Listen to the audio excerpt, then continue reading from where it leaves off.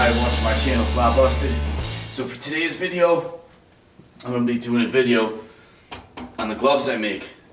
It's been requested a few times that I do a video, so I figured, you know what, why not? So basically, I've been making these gloves for a long time, like close to 20 years, maybe a little bit more. It's like when I was a kid, like 10 years old, I started making these things, and I don't know why, I was watching movies, I thought they were cool. And then I hadn't made one in years. I found one kicking around and I sold it, and the guy asked me if I could make more. So I was like, yeah, no problem, how many you want? He asked for 10 more. So it was like, cool, I can just throw these things together in my sleep. But so I went to make another one. It took a while, I was a little rusty, but anyway, long story short, I made 10 more for this guy, and then I made a few, and then all of a sudden I had like an order of 100 gloves or so, maybe even more. So now I'm down to the last two gloves, which was this one, which is complete, and then this one right here. So I just thought I'd do a video again because a few people requested it, because when I do my RC videos, a lot of times you see the gloves in the background, kind of like this pile of gloves right here. So I'll just go give you a little bit of rundown on how a glove works. So this is a replica of the Part 6 Freddy's Dead glove.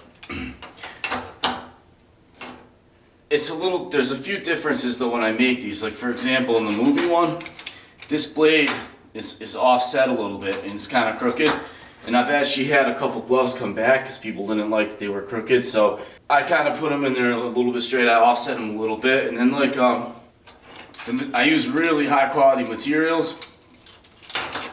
This is 0.5 brass, and then these copper pieces are made out of Type L copper pipe, which is a thick wall copper tubing. I cut it, flatten it out, and bend it to shape. Here's a couple of pieces that I didn't use because I didn't like them for one reason or another. And now when they're riveted together, so there's two style rivets I use. These right here are like this. They just kind of snap together. They're like they call them rapid rivets or snap rivets. Those are fine for these joints because there's not a lot of pressure, but for these and the glove, I found that under hard use those could break, and I like to make a very durable glove. So for right here, these are actually stainless steel Milspec rivets, and they're pretty hard to work with.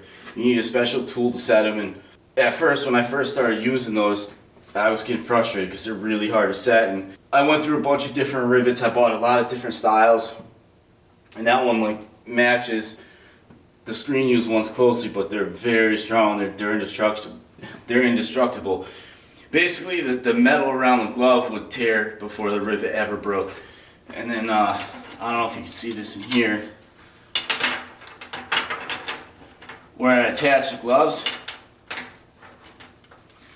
I don't know if you can see, but I put like an extra piece of leather cemented in there with like a stainless washer, so that way you don't have to worry about the rivet pulling through the glove. Now as far as the blades, the screen used glove, they use like dinner knives and things like that, which were good, but they're good for a prop, but I want something that's really strong. So when I make these blades, they start out like this. This is a material called S90V. It's very, very strong stainless steel. It's like a stainless tool steel.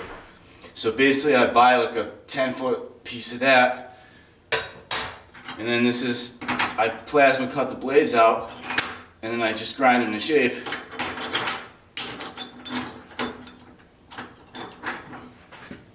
And yes, they're razor sharp.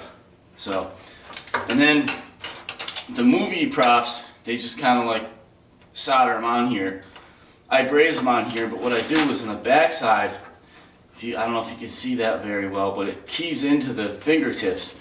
So these blades, they stay locked in even before they're brazed or soldered. So I braze them on, and then I add a little bit of solder to the tips just to replicate the movie. Not too much though. The ones in the movie had a lot more solder on the tips, but I've had a few people complain about that, so I kind of didn't put as much solder on them. But on the knuckle pieces, I try to match the movie one closely.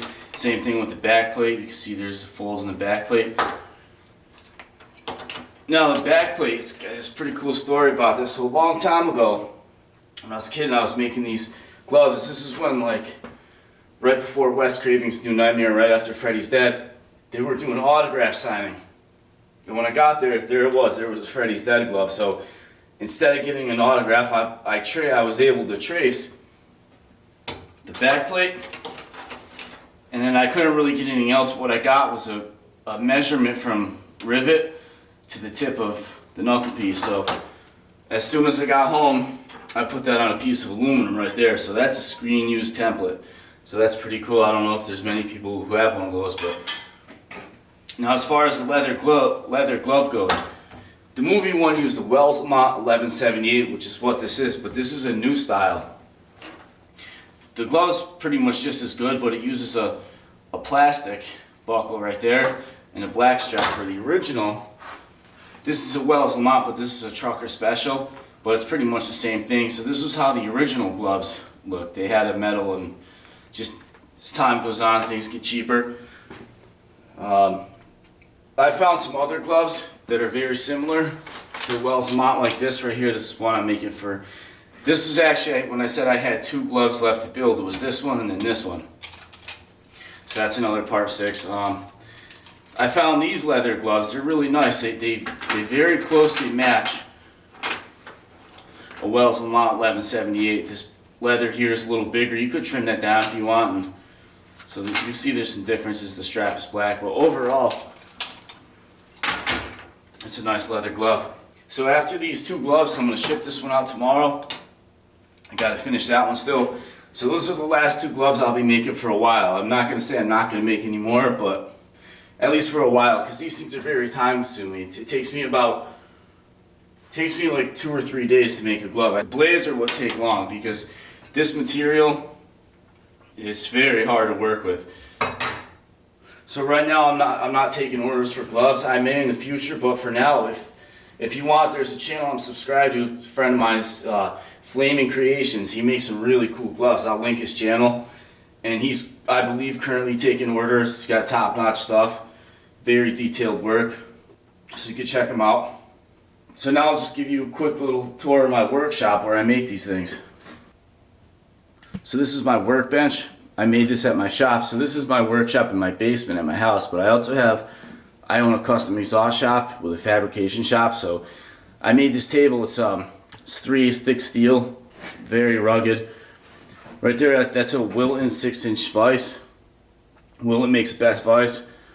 There's a 8-inch jet bench grinder that works well. Right there, this is pretty cool. This is called a throatless shear. I'll show you real quick how that works. So this is what I use to cut all the pieces out. There's this lever right here. You just put your piece of metal in there, and it cuts it. You can cut any shape you want with this. If you're going to get into making these gloves, really making anything, if you have to cut metal, that's definitely the way to go. Right there, I got a big snap-on toolbox. Just got some tooling pieces I made for making the different glove pieces. Some files, some punches. Just a bunch of pliers. Some socks. This is that Type L copper pipe. It's 1 inch.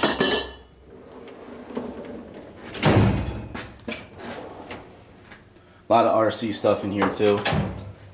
So every movie had a different glove, and each movie had a few different gloves per movie. So they were props they were used on sets. They got beat up and destroyed.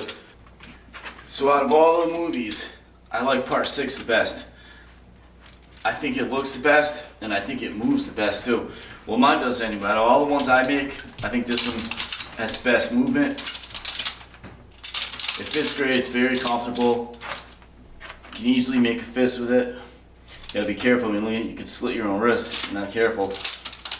I actually have a little scar right here from one of these. So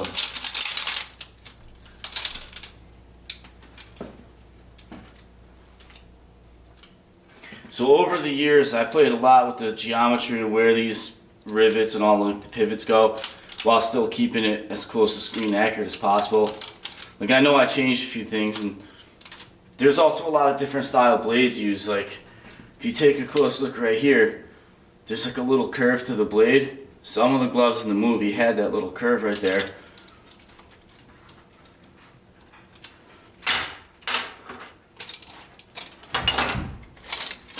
and then some just went straight on the bottom. So there were a lot of different style gloves used per movie. So I don't know, this is just the one I like the best. And also, if a customer ever had a request of a certain thing to be a certain way, I'd do that for them too. So anyway, I just figured I would do a little video on these just because a lot of people asked. So like I said earlier, I'm not taking orders right now, but if you're interested in getting one of these gloves, check out Flaming Creations. I'll link his channel in the description. He's a really cool guy, does great work. Tell him Cloudbusted sent you. Take care, good night, thanks for watching, like and subscribe.